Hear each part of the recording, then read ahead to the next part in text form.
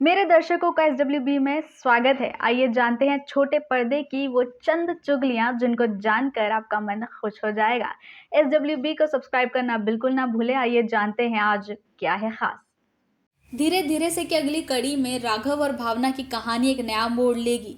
भावना राघव का नाम चिल्लाएगी क्योंकि राघव भानु पर हाथ उठाता है। राघव उसे फ्रीज करके लड़ाई खत्म कर देता है। इस प्रकार भानु और राघव का परिवार राघव के भावना के प्रति बिना शर्त प्यार से चौंक जाता है। क्या भानु अब दृष्ट आंखों से भावना और राघव के मासूम रिश्ते पर विश्वास करेगा? जानने के लिए बने रहिए एसडब्ल्यूबी के साथ और चैनल को सब्सक्राइब करना बिल्कुल ना भूलें।